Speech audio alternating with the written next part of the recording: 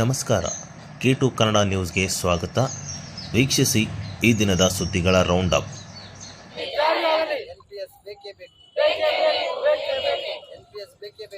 ಪ್ರಸಕ್ತಿ ಬಜೆಟ್ಟಿನಲ್ಲಿ ಅಂಗನವಾಡಿ ಕಾರ್ಯಕರ್ತೆಯರ ಮತ್ತು ಸಹಕಾರಿಯರಿಗೆ ಸಚಿವ ಪ್ರಿಯಾಂಕಾ ಗಾಂಧಿ ಘೋಷಿಸಿದ 6ನೇ ಗ್ಯಾರಂಟಿ ಭರವಸೆಯಂತೆ ಗೌರವಧನ ಹೆಚ್ಚಿಸುವಂತೆ ಆಗ್ರಹಿಸಿ ಅಂಗನವಾಡಿ ಕಾರ್ಯಕರ್ತೆಯರು ಹಾಗೂ ಸಹಾಯಕರ ಫೌಂಡೇಶನ್ ಜಿಲ್ಲಾಧಿಕಾರಿಗಳ ಮೂಲಕ ಮುಖ್ಯಮಂತ್ರಿಗಳಿಗೆ ಮನವಿ ಸಲ್ಲಿಸಿ ಒತ್ತಾಯಿಸಿದ್ದಾರೆ. ಮಹಿಳೆಯರು ಮತ್ತು ಮಕ್ಕಳ ಅಭಿವೃದ್ಧಿಗಾಗಿ ಸರ್ಕಾರ ಜಾರಿಗೆಗೊಳಿಸಿರುವ ಕಲ್ಯಾಣ ಕಾರ್ಯಕ್ರಮಗಳ ಅನುಷ್ಠಾನಕ್ಕಾಗಿ 1975ರಲ್ಲಿ ರೂಪಿಸಿರುವ ಸಮಗ್ರ ಶಿಶು ಅಭಿವೃದ್ಧಿ ಯೋಜನೆ 50 ವರ್ಷ ಸಾಗಿ ಸುವರ್ಣ ಸಂಭ್ರಮದತ್ತ ಮುಂದಿಡುತ್ತಿದೆ.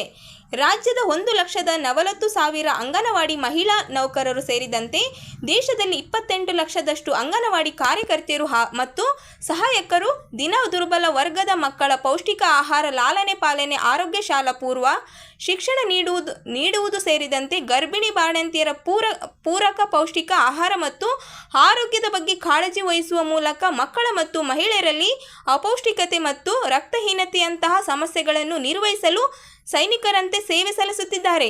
ಆದರೆ ನಿಸ್ವಾರ್ಥತೆಯಿಂದ ದುಡಿಯುತ್ತಿರುವ ಅಂಗನವಾಡಿ ಕಾರ್ಯಕರ್ತೆಯರು ಮತ್ತು ಸಹಕಾರಿಯರಿಗೆ ದುಡಿಮೆಗೆ ತಕ್ಕ ಪ್ರತಿಫಲ ದೊರೆಯುತ್ತಿಲ್ಲ ಎಂದು ದೂರಿದರು. ನಾವಿಲ್ಲ ಏನಿಲ್ಲ, ಈ ಬೆಲೆ ಏರಿಕೆಯಿಂದಾಗಿ ನಮಗೆ ಬಹಳಷ್ಟು ಕಷ್ಟ ಇದೆ ಜೀವನ ನಡೆಸಲು.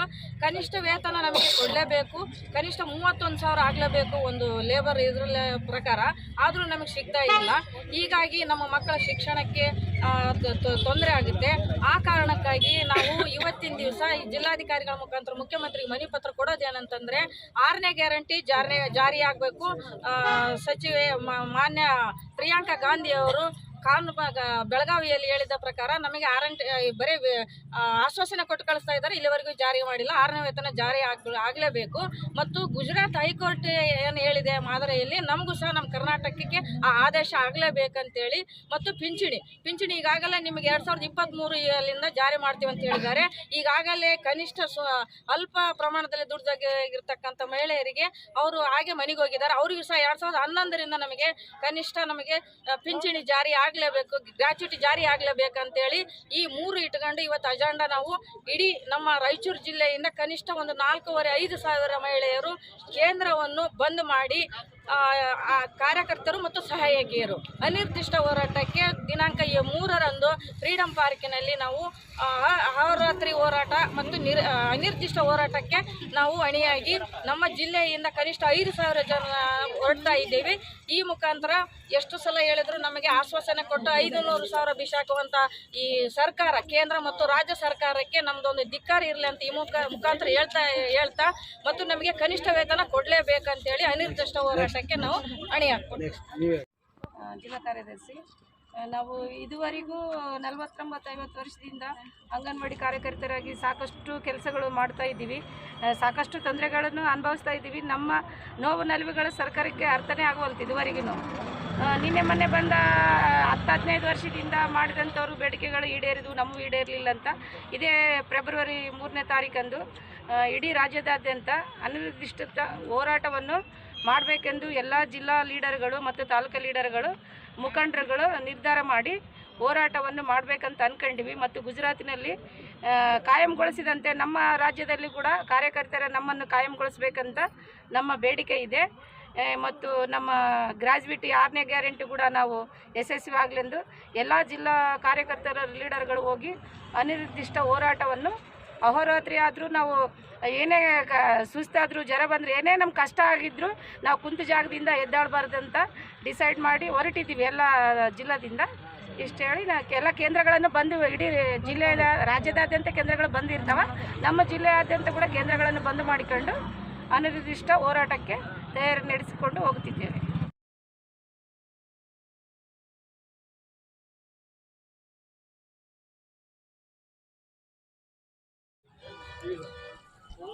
ತಾಲೂಕಿನ ಚಿಕ್ಕಸ್ಗೂರು ಗ್ರಾಮದ ಒಡ್ಲೂರು ಕ್ರಾಸ್ನಿಂದ ಟೆಕ್ಸ್ಕಾನ್ ಕಾರ್ಖಾನೆಯ ಕಾಂಪೌಂಡ್ವರೆಗೆ ಸುಮಾರು 10 ಕೋಟಿ ಅನುದಾನ ಅಡಿಯಲ್ಲಿ ಕೈಗೊಂಡ ಕಾಮಗಾರಿ ಸಂಪೂರ್ಣ ಕಳಪೆ ಮಟ್ಟದಿಂದ ನಡೆಯುತ್ತಿದೆ. ಈ ಕೂಡಲೇ ಕೆಐಎಡಿಬಿ ಎಇಇ ಗೋವಿಂದ್ ನಾಯಕ್ ಹಾಗೂ ಸಂಬಂಧಿಸಿದ ಗುತ್ತಿಗೆದಾರರ ಮೇಲೆ ಕಠಿಣ ಕಾನೂನು ಕ್ರಮ ಕೈಗೊಳ್ಳುವಂತೆ ಆಗ್ರಹಿಸಿ ದಲಿತ ಸೇನಾ ಪದಾಧಿಕಾರಿಗಳು ಜಿಲ್ಲಾಧಿಕಾರಿಗಳಿಗೆ ಮನವಿ ಸಲ್ಲಿಸಿ ಒತ್ತಾಯಿಸಿದ್ದಾರೆ. ಚಿಕ್ಕಸ್ಗೂರಿನ ಒಡ್ಲೂರು ಕ್ರಾಸ್ ಕೈಗೊಂಡ ಕಾಮಗಾರಿಗೆ ಟೆಂಡರ್ ಪಡೆದ ಗುತ್ತಿಗೆದಾರರು ಕಾಮಗಾರಿಯನ್ನು ಅತ್ಯಂತ ಕಳಪೆ ಮಟ್ಟದಲ್ಲಿ ನಿರ್ಮಾಣ ಮಾಡಲಾಗುತ್ತಿದೆ ಎಂದು ಆರೋಪಿಸಿದರು. ಅಂದಾಜು ವೆಚ್ಚದಂತೆ ಕಾಮಗಾರಿ ನಡೆಸದೆ ಮನಬಂದಂತೆ ಮಾಡಲಾಗುತ್ತಿದೆ ಎಂದು ಆರೋಪಿಸಿದರು. ಕಾಮಗಾರಿಯಲ್ಲಿ ಯಾವುದೇ ಮುನ್ನೆಚ್ಚರಿಕೆ ಕ್ರಮ ಕೈಗೊಂಡಿಲ್ಲ. ಈ ಕಾಮಗಾರಿಯಿಂದ ಒಡ್ಲೂರು ಗ್ರಾಮಕ್ಕೆ ತೆರಳುವ ಕಾರ್ಖಾನೆಗಳಿಗೆ ಹೋಗುವ ಮುಖ್ಯ ರಸ್ತೆ ಆಗಿದ್ದು, ಈ ರಸ್ತೆ ಸಂಪೂರ್ಣ ಧೂಳುಮಯವಾಗಿದೆ. ಇದರಿಂದ ಸಾರ್ವಜನಿಕರಿಗೂ ಸಾಂಕ್ರಾಮಿಕ ರೋಗಗಳಿಗೆ ಗುರಿಯಾಗುವಂತೆ ಮಾಡಿದೆ. ವಾಹನ ಸವಾರಿಗೆ, ಶಾಲೆಗೆ ತೆರಳುವ ವಿದ್ಯಾರ್ಥಿಗಳಿಗೆ ತುಂಬಾನೇ ಕಷ್ಟ ಹಾಗೂ ಸಂಕಷ್ಟವಾಗಿದೆ. ಈ ವಿಚಾರ ಸಂಬಂಧ ಹಲವು ಬಾರಿ ಮನವಿ ಸಲ್ಲಿಸಿದರೂ ಯಾವುದೇ ರೀತಿಯ ಸ್ಪಂದನೆ ಸಿಕ್ಕಿರುವುದಿಲ್ಲ ಎಂದು ಆರೋಪಿಸಿದರು. ತಿರುಗಾಡೋದ್ರಿಂದ YTPS ಅಧಿಕಾರಿಗಳಿಗೆ ಕೂಡ ನಾವು ಮನವಿ ಮಾಡಿದ್ದೀವಿ. ನೋಡ್ರಿ, ಈ ಬಲ್ಕರ್ಗಳು, ನಿಮ್ಮ ಬಲ್ಕರ್ಗಳು KDB ಒಡ್ಲೂರು ದಾರಿಗೆ ತಿರುಗಾಡೋದ್ರಿಂದ ಗ್ರಾಮಸ್ಥರಿಗೆ ಮತ್ತು ಅಲ್ಲಿರ್ತಕ್ಕಂಥ ಅಂಗಡಿ ಎಲ್ಲ ಇದರಿಂದ ಧೂಳು ಜಾಸ್ತಿ ಆಗ್ತಾ ಇದೆ. ಈ ಧೂಳು ಮುಕ್ತ ಮಾಡಬೇಕು, ನೀವು ರೋಡನ್ನು ಕೂಡ ಮಾಡಿಕೊಡ್ಬೇಕಂತ ಹೇಳಿದ್ದೀವಿ. ಆದರೂ ಆಗಲಿಲ್ಲ. ಮೊನ್ನೆ ನಮ್ಮ ಉಸ್ತುವಾರಿ ಸಚಿವರು ಮತ್ತು ಗ್ರಾಮೀಣ ಶಾಸಕರು ಅವರಿಬ್ಬರಿಗೂ ಮನವಿ ಮಾಡಿದಾಗ ಅವರು ಬಂದು 3 ತಿಂಗಳ ಕೆಳಗೆ ಟೆಂಡರ್ ಕೂಡ ಆಗಿದೆ. ಆಲ್ರೆಡಿ ಬಂದು ಉದ್ಘಾಟನೆ, ಭೂಮಿ ಪೂಜೆ ಕೂಡ ಮಾಡಿದ್ದಾರೆ 3 ತಿಂಗಳಿಂದ. ಆದರೆ ಕಾಮಗಾರಿ ಪ್ರಾರಂಭನೇ ಮಾಡಿಲ್ಲ ಅವರು. ಆಮೇಲೆ ಎಲ್ಲರೂ ನಾವು ಒತ್ತಡ ಹಾಕಿದಾಗ ಕಾಂಟ್ರಾಕ್ಟ್ರಿಗೆ ನೀಡಿದ್ದೀವಿ, ಅವರು ಈಗ ಮಾಡ್ತಾ ಇದ್ದಾರೆ ಅಂಥೇಳಿ ಈಗಾಗಲೇ ಆ ಕಡೆ YTPSನಿಂದ ಮತ್ತು ಟೆಕ್ಸ್ಕಾನ್ ಕಂಪನಿ ಅಂತೇಳಿ ಸುರಾನ ಟೆಕ್ಸ್ಕಾನ್ ಕಂಪನಿಯಿಂದ ಅವರು ರೋಡ್ ಸ್ಟಾರ್ಟ್ ಮಾಡ್ತಾ ಇದ್ದಾರೆ. ಅದು 10 ಕೋಟಿ ವೆಚ್ಚದಲ್ಲಿ ರೋಡ್ ನಿರ್ಮಾಣ ಆಗಬೇಕಿದೆ. 3 ತಿಂಗಳಾದರೂ ಕೂಡ ಕಾಂಟ್ರಾಕ್ಟ್ರು ಇವತ್ತಿಗೆ ಬಂದು ಅಲ್ಲಿ ಸ್ಥಳದಲ್ಲಿ ಪರಿಶೀಲನೆ ಮಾಡಲಿಲ್ಲ. ಅವರು ಬಂದು ಕೆಲಸವೂ ಮಾಡೋವಲ್ರು, ಯಾರನ್ನೋ ಒಬ್ರನ್ನ ಕಳಿಸಿ ಅದರಲ್ಲಿದ್ದ ಕಳಪೆ ಕಾಮಗಾರಿ ಕೆಲಸವನ್ನು ನಡೀತಾ ಇದೆ. ಆದ ಕಾರಣದಿಂದ ಈ ಒಂದು ಗುತ್ತಿಗೆದಾರನನ್ನು ಆದಷ್ಟು ಬೇಗನೆ ಅವನ ಅಮಾನತು ಅಲ್ಲಿದ್ದ ಗುತ್ತಿಗೆಯನ್ನು ತೆಗೆದು ಬಿಡಬೇಕು. ಬೇರೆ ಒಬ್ಬ ಗುತ್ತಿಗೆದಾರನ್ನು ತಗೊಂಡು ಕೆಲಸ ನಮಗೆ ಫಾಸ್ಟಾಗಿ ಮಾಡಿಕೊಡ್ಬೇಕಂತೇಳಿ ತಮ್ಮಲ್ಲಿ ನಾವು ಮನವಿ ಮಾಡ್ತೀವಿ.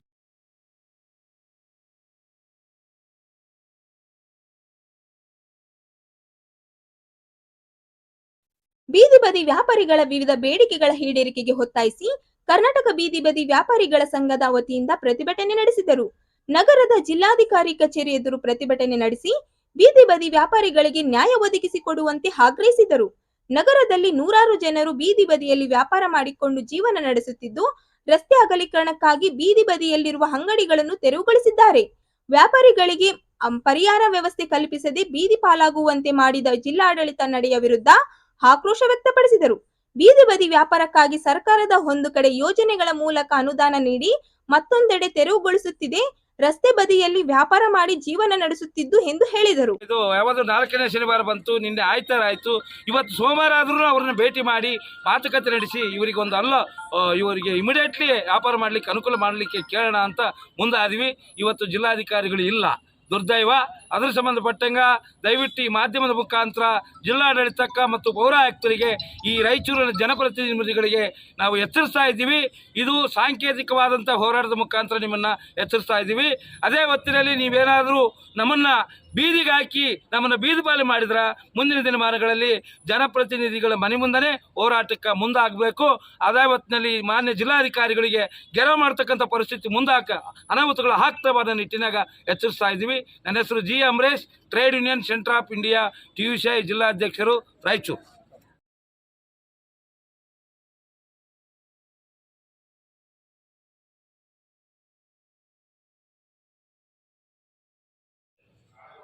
ರೈತರ ಜೀವನ. ಕೇಂದ್ರ ಮತ್ತು ಹಿಂದಿನ ರಾಜ್ಯ ಬಿಜೆಪಿ ಸರ್ಕಾರ ಜಾರಿಗೆ ತಂದಿದ್ದ 3 ಕರಾಳ ಕೃಷಿ ಕಾಯ್ದೆಯನ್ನು ಚುನಾವಣೆ ಪ್ರಣಾಳಿಕೆಯ ಭರವಸೆಯಂತೆ ರದ್ದುಪಡಿಸಬೇಕು ಎಂದು ಜನಾಂದೋಲನಗಳ ಮಹಾಮೈತ್ರಿ ಸಂಸ್ಥಾಪಕ SR ಹಿರೇಮಠ ರಾಜ್ಯ ಸರ್ಕಾರಕ್ಕೆ ಒತ್ತಾಯಿಸಿದ್ದಾರೆ. ಅವರಿಂದು ನಗರದ ಸುದ್ದಿಗಾರರೊಂದಿಗೆ ಮಾತನಾಡುತ್ತಾ, ಕಳೆದ 2 ವಾರಗಳ ಹಿಂದೆ ರೈತ ವಿರೋಧಿ ಕಾರ್ಪೊರೇಟರ್ ನಿಲುವು ಹೊಂದಿದ 3 ಕರಾಳ ಕೃಷಿ ಕಾಯ್ದೆ ರದ್ದುಪಡಿಸುವಂತೆ ಮುಖ್ಯಮಂತ್ರಿ ಸಿದ್ದರಾಮಯ್ಯ ಗಮನಕ್ಕೆ ತಂದರೂ ಪ್ರಯೋಜನವಿಲ್ಲ ಎಂದರು. ಚುನಾವಣೆ ಪ್ರಣಾಳಿಕೆ ಭರವಸೆಯಂತೆ ಕಾಯ್ದೆ ರದ್ದುಪಡಿಸದೆ ಕೇವಲ ಆಶ್ವಾಸನೆ ಮೂಲಕ ರೈತರಿಗೆ ವಂಚನೆ ಮಾಡುತ್ತಿದ್ದಾರೆ ಎಂದು ಆರೋಪಿಸಿದರು. ಈ ಹಿಂದೆ 2 ಬಾರಿ ಲೋಕಸಭಾ ಚುನಾವಣೆ ಮತ್ತು ಬೆಳಗಾವಿ ಅಧಿವೇಶನ ನಂತರ ರದ್ದುಪಡಿಸುತ್ತೇವೆ ಎಂದು ಕಾಲಹರಣ ಮಾಡುತ್ತಿದ್ದಾರೆ ಎಂದು ಗಂಭೀರವಾಗಿ ಆರೋಪಿಸಿದರು. ಕೇಂದ್ರ ಸರ್ಕಾರ ತಿದ್ದುಪಡಿ ಮಾಡಿದ 3 ಕೃಷಿ ಕಾಯ್ದೆಗಳು APMC ಮಾರುಕಟ್ಟೆಗೆ ಮಾರಕವಾಗಿದೆ. ಬೆಂಬಲ ಬೆಲೆಗೆ ಕಾನೂನು ರಕ್ಷಣೆ ಇಲ್ಲ. ದೇಶದ ಕೃಷಿ ಕ್ಷೇತ್ರದಲ್ಲಿ ಖಾಸಗಿಯವರ ಪ್ರವೇಶ ಒಪ್ಪಂದ, ಕೃಷಿ ಸೇರಿದಂತೆ ಇತರೆ ಅಂಶಗಳು ರೈತರ ಭವಿಷ್ಯವನ್ನೇ ಸಮಾಧಿ ಮಾಡುತ್ತಿದೆ ಎಂದು ಹೇಳಿದರು. ಒಂದು ಇದನ್ನು ಸರ್ಕಾರ ಹೊರಡಿಸ್ತಾರೆ. ಏನಂದರೆ ನ್ಯಾಷನಲ್ ಪಾಲಿಸಿ ಫ್ರೇಮ್ವರ್ಕ್, ಒಂದು ರಾಷ್ಟ್ರೀಯ ನೀತಿಯ ಚೌಕಟ್ಟು. ಎದರ ಬಗ್ಗೆ ಅದು ಅಗ್ರಿಕಲ್ಚರಲ್ ಮಾರ್ಕೆಟಿಂಗು. ಆ APMC ಏನದಲ್ಲ, ಮತ್ತೊಮ್ಮೆ ಈ ರೈತರನ್ನ ಮಾರ್ಕೆಟ್ಗಳಿಗೆ ಬಲಿ ಕೊಟ್ಟು ಏನ್ರಿ ಇವ್ರನ್ನ ಬಲಿ ಪಶು ಮಾಡಬೇಕನ್ನೋ ಉದ್ದೇಶದ ಹೊರತಾಗಿ ಮತ್ತೇನು ಇಲ್ಲ ಅನ್ನೋ ಸ್ಪಷ್ಟವಾಗಿ ಕಾಣ್ತದೆ. ಸೊ ಅದಕ್ಕೆ ಈ ವಿಷಯದೊಳಗೆ ನಾವೇನು ಮಾಡಿದೆವು ಅಂದರೆ ನ್ಯಾಷನಲ್ ಕ್ಯಾಂಪೇನ್ ಶುರು ಮಾಡಿದೆ. ಇದರೊಳಗೆ ನಮಗೆ ಎರಡೂ ಇದೆ. ಒಂದು, ರೈತರಿಗೆ ನೀವು legal guarantee for minimum support price ಒಂದು ಕಡೆಗೆ ಇದ್ದರೆ, ಇನ್ನೊಂದು ಕಡೆಗೆ ರೈತ ಕಾರ್ಮಿಕರಿಗೆ 100 ಬದಲಾಗಿ 200 ವರ್ಷಕ್ಕೆ ದಿವಸ ಉದ್ಯೋಗ ಮತ್ತು ಮಿನಿಮಮ್ ವೇಜ್ ಇದೆಲ್ಲ 600 ರೂಪಾಯಿ ಕೊಡಬೇಕು.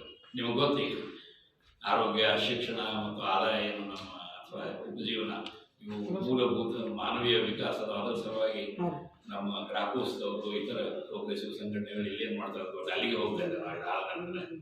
ಸೊ ಇವನ್ನ